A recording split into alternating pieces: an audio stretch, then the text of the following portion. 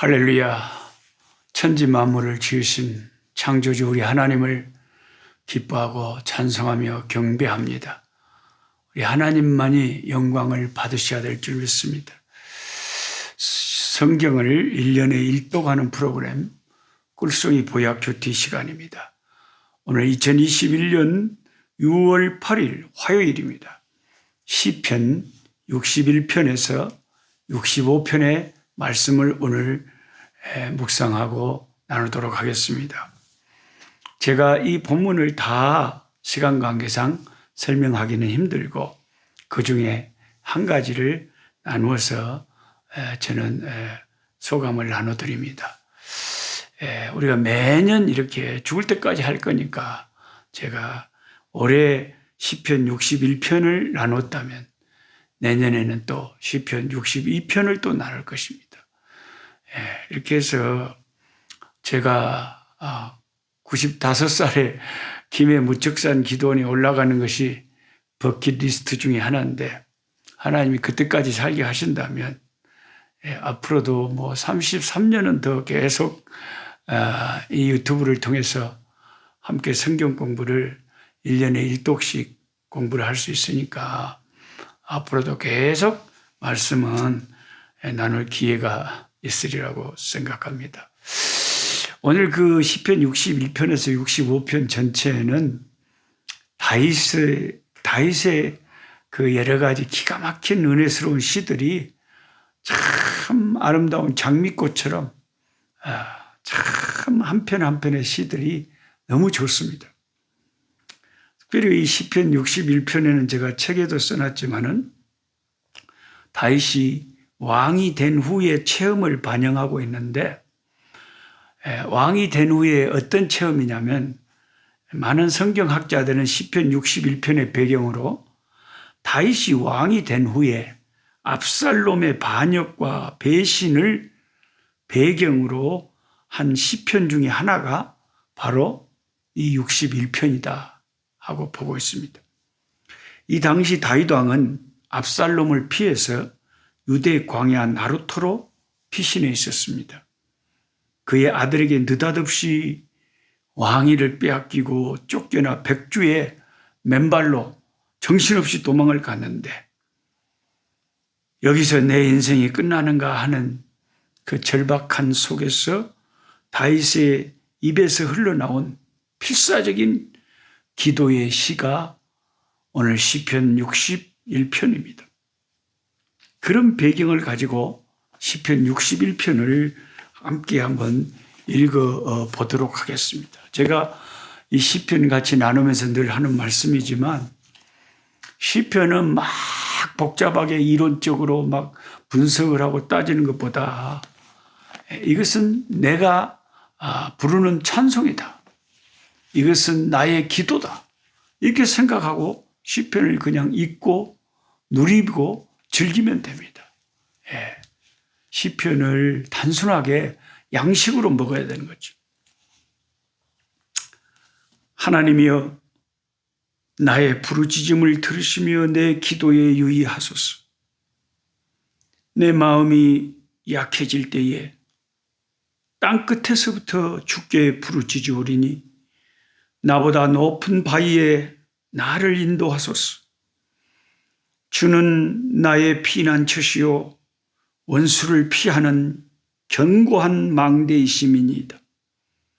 내가 영원히 주의 장막에 머물며 내가 주의 날개 아래로 피하리이다. 셀라. 주 하나님이여 주께서 나의 서원을 들으시고 주의 이름을 경외하는 자가 얻을 기업을 내게 주셨나이다. 주께서 왕에게 장수하게 하사 그의 나이가 여러 대에 미치게 하시리이다. 그가 영원히 하나님 앞에서 거주하리니 인자와 진리를 예비하사 그를 보호하소서. 그리하시면 내가 주의 이름을 영원히 찬양하며 매일 나의 서원을 이행하리이다. 아멘. 아멘. 2절에 내 마음이 눌릴 때에 땅끝에서부터 주께 부르짖어온다. 나보다 높은 바위 위에 나를 인도해 달라고 부르짖습니다. 더 이상 일어설 수 없는 기력이 다한 상태였어요. 자기 기분이 마치 세상 끝에 서 있는 것 같은 그런 감정을 느끼는 순간이었던 것 같습니다. 그래서 그는 내 마음이 눌릴 때에 땅 끝에서부터 주님께 부르짖는다고 말합니다. 그러나 그는 절망에만 머무르지 않고 그 절망의 와중에서도 희망의 끈을 놓지 않고 하나님께 자기를 높은 바위 위에 인도해 달라고 기도합니다. 무엇이 다윗을 일어날 수 있는 힘을 공급하게 했을까요? 시편 61편 2절을 읽어보면 그는 기도로 힘을 얻었던 것입니다. 내가 주께 부르짖는다 그러잖아요. 다윗은 높은 왕의 위치에 있었지만 그는 겸손하게 절망의 순간에 하나님의 절대적인 간섭과 도우심을 위해 부르짖었습니다. 왕이 된 이후 높은 위치에서 자신도 모르게 마음이 높아지고 교만해졌는지도 모릅니다. 그러나 자신의 아들 압살롬의 반란을 경험하면서 그는 납작 낮아져서 하나님께 울부짖으며 부르짖습니다. 그는 마음이 눌려 있었던 절대 절망의 자리에서도 주님께 부르짖습니다. 눈을 들어 하나님을 바라보고 의뢰하는 것입니다. 3절 4절에 주는 나의 피난처시요 원수를 피하는 견고한 망대심이라 내가 영원히 주의 장막에 거하며 내가 주의 날개 밑에 피하리이다.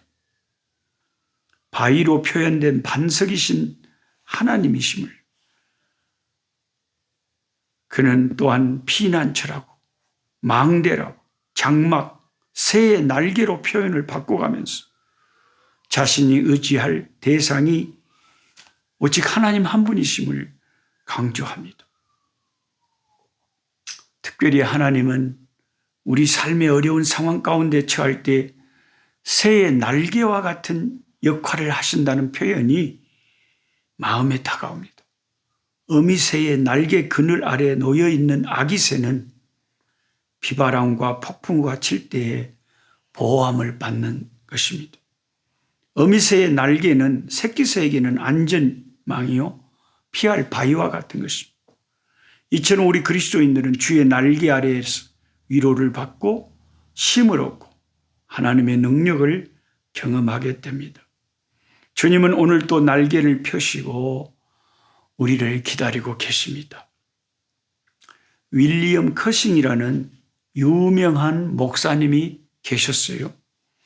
그는 설교를 굉장히 은혜스럽게 하시는 목사님으로 많은 성도들에게 사랑을 받는 분이셨습니다.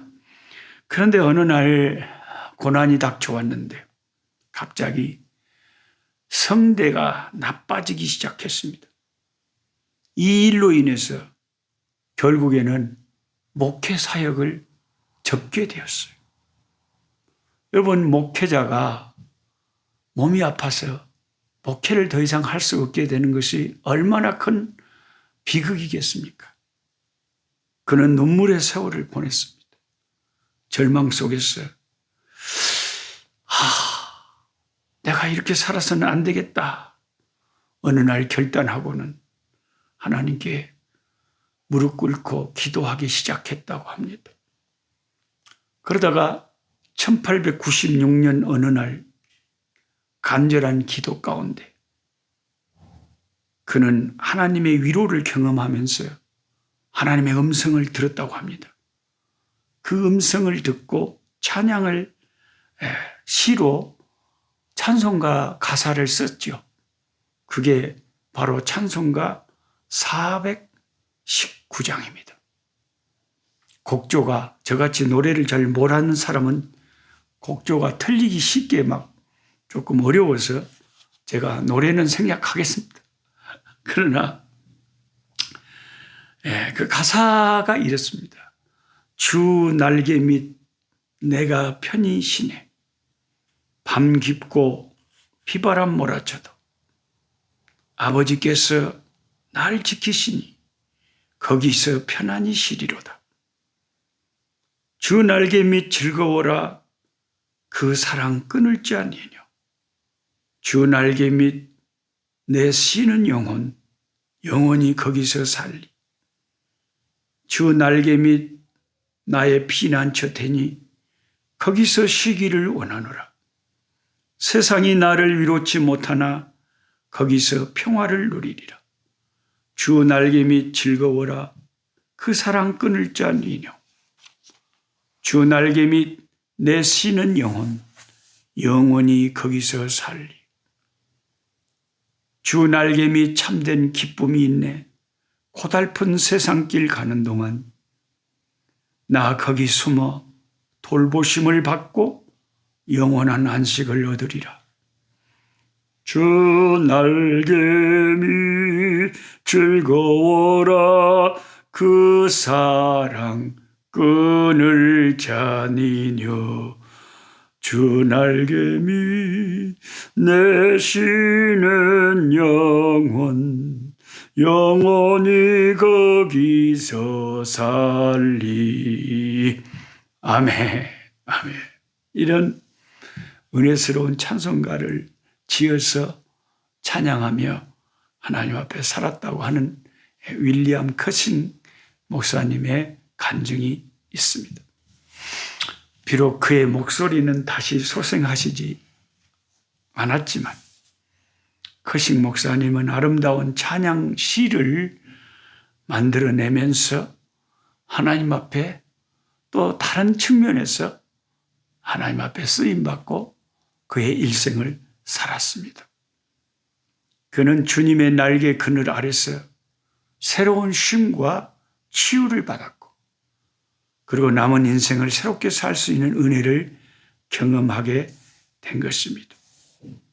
윌리엄 커싱 목사님이 경험하셨던 주님의 날개, 오늘 저와 여러분의 삶 속에 경험될 수 있기를 축복합니다. 그 다음에 시편 61, 62 계속해서 정말 보석 같은 정말 그 다윗의 기가 막힌 시편들이 계속 쓰여 있습니다. 특별히 63편의 그 다윗이 유다 광야에 있을 때 쓴 시는 또 얼마나 또 은혜가 됩니까? 63편 하나님이여 주는 나의 하나님이시라. 내가 간절히 주를 찾되 물이 없어 마르고 황폐한 땅에서 내 영혼이 주를 갈망하며 내 육체가 주를 앙모하나이다. 내가 주의 권능과 영광을 보기 위하여 이와 같이 성소에서 주를 바라보았나이다. 주의 인자하심이 생명보다 나음으로 내 입술이 주를 찬양할 것이라. 이러므로 나의 평생에 주를 송축하며 주의 이름으로 말미암아 나의 손을 들리이다. 우리가 손을 들 수 있는 것은 예수 그리스도 우리 주님의 이름 때문임을 고백하며 주님의 이름 앞에서는 우리가 손을 들고 우리 주님을 찬송하며 광야 같은 이 세상에서 살아갈 힘을 주시는 우리 주님께 손을 들고 주를 찬미할 수가 있는 것입니다. 골수와 기름진 것을 먹음과 같이 나의 영혼이 만족할 것이라. 나의 입이 기쁜 입술로 주를 찬송하되 내가 나의 침상에서 주를 기억하며 새벽에 주의 말씀을 작은 소리로 읊조릴 때에 하오리니 주는 나의 도움이 되셨습니다. 내가 주의 날개 그늘에서 즐겁게 부르리이다. 나의 영혼이 주를 가까이 따르리니 주의 오른손이 나를 붙드시거니와 나의 영혼을 찾아 멸하려 하는 그들은 땅 깊은 곳에 들어가며 칼의 세력에 넘겨져 승냥이의 먹이가 되리이다. 왕은 하나님을 즐거워하리니 주께 맹세한 자마다 자랑할 것이나 거짓말하는 자의 입은 막히리로다. 아멘. 아멘. 참 다윗의 시를 읽을 때마다 제가 놀라는 것은 어떻게 다윗이라는 분은 그 신앙이 어쩌면 이렇게 철저한지 모르겠어요. 유다 광야에 있을 때 그 고난의 시기에 그렇게 담대하게 마음이 흔들리지 않고 내가 주님을 손을 들고 평생을 주를 송축하며 주의 이름으로 말미암아 손을 들고 찬송할 것이라고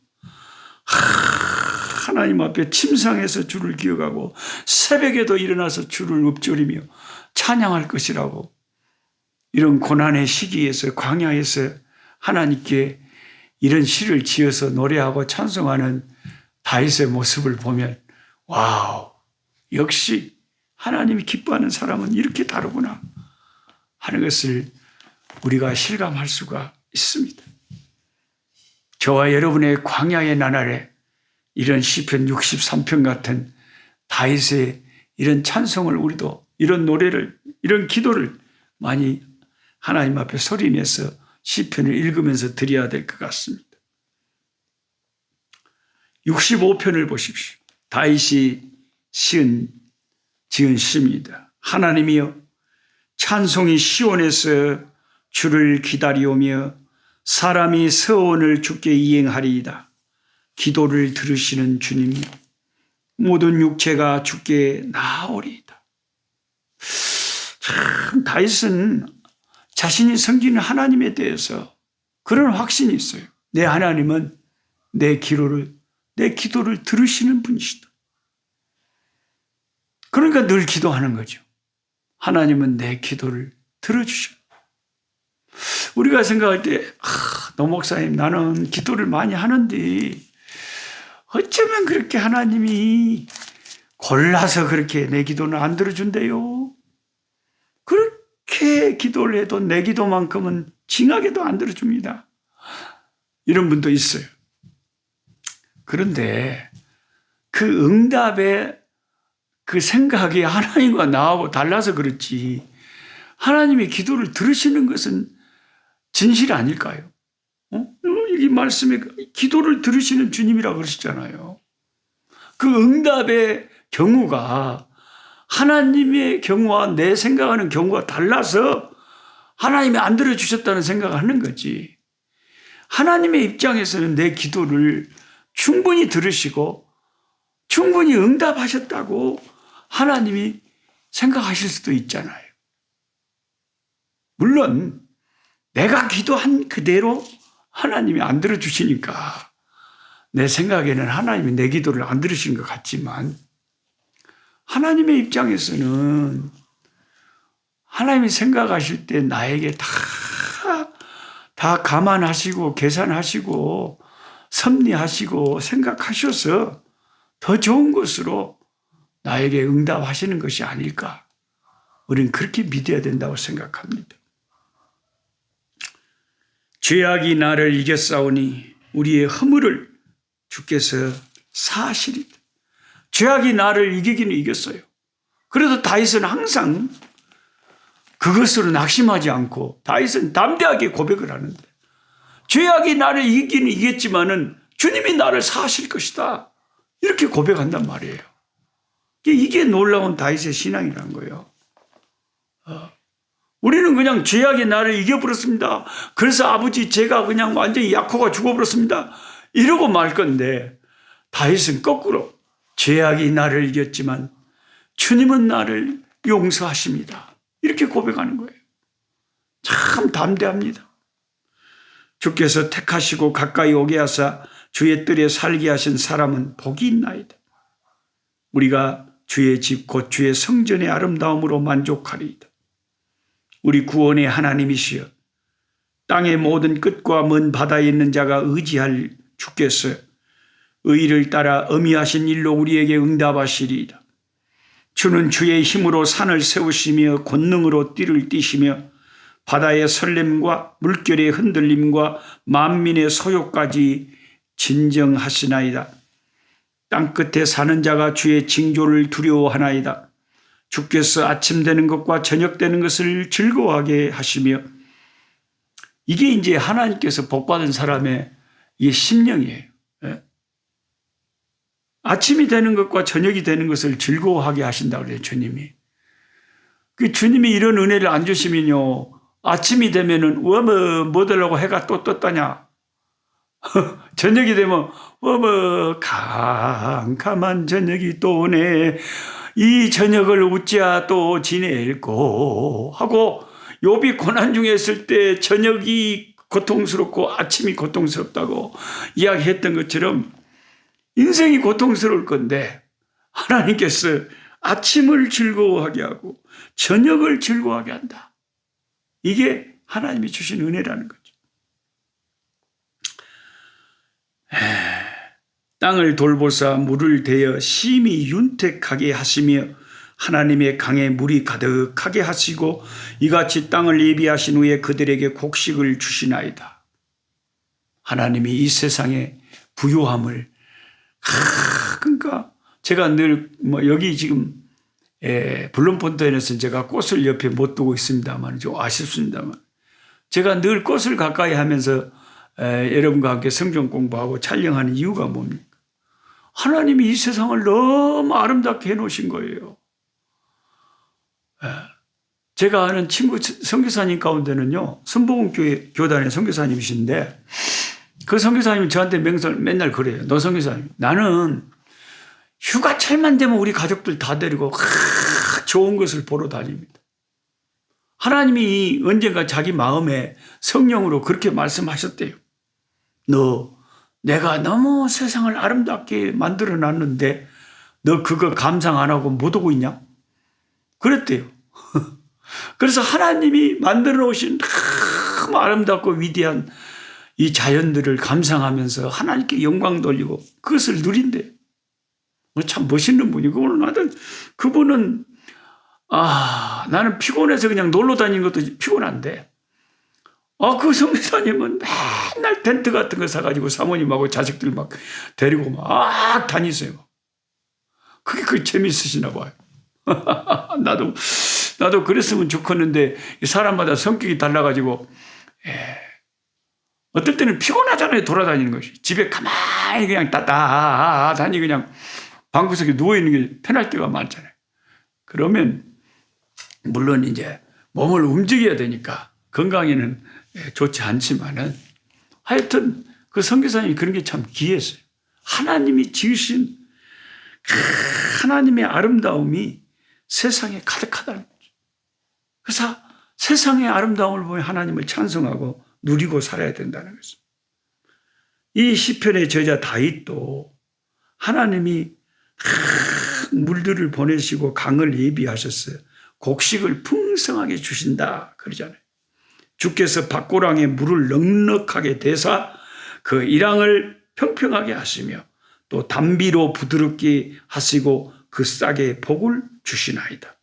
주의 은택으로 한 해를 관씌우시니 주의 길에는 기름방울이 떨어지며 주의 길에는 기름방울이 짤짤짤짤짤 주님이 가시는 길에는 기름방울이 떨어진대. 예를 들어서 여러분 어떤 사람이 지나가는데 돈줄이 차차차 떨어진다고 생각해요. 그 사람만 따라가면 아주 부자 되거든요. 우리 주님이 길에는 기름방울이 그냥 흘러 넘친대요. 들의 초장에 떨어지니 작은 산들이 기쁨으로 띠를 띄었나이다. 초장은 양떼로 옷 입었고 꼴짜기는 곡식으로 덮였으며 그들이 다 즐거이 외치고 또 노래하나이다. 이 세상의 부요함과 풍성함을 보고 천지 만물을 지으시고 공급하시고 다스리시고 역사하시는 우리 하나님께 찬송하고 있는 영광 돌리고 있는 이 시편 65편의 다윗의 시를 읽으면서 우리도 다윗의 영성에 물들어서 세상을 보며 사람을 볼 때 하나님께 영광 돌리고 사는 우리가 되어야 되겠습니다. 아버지 하나님 감사합니다. 다윗의 영성을 우리에게도 허락하여 주시옵소서. 세상을 보고 사람들을 보면서 아름다움과 위대함과 주의 부요함과 풍성함을 볼 수 있는 그런 눈을 열어 주시옵소서. 세상을 살면서 한숨 쉬고 살지 말게 하시고 기뻐하며 아침에도 기뻐하고 저녁에도 즐거워하며 기름이 넘치게 풍성하게 하시는 하나님의 영광을 맛보며 살 수 있는 우리의 인생 되게 하여 주시옵소서. 예수님의 이름으로 기도하옵나이다. 아멘. 약한 자 힘주시고 강한 자 바르게 주한 자 정택함이 주님의 뜻이라. 해 아래 압박 있는 곳 주 거기 계셔서 그 팔로 막아 주시어 정의가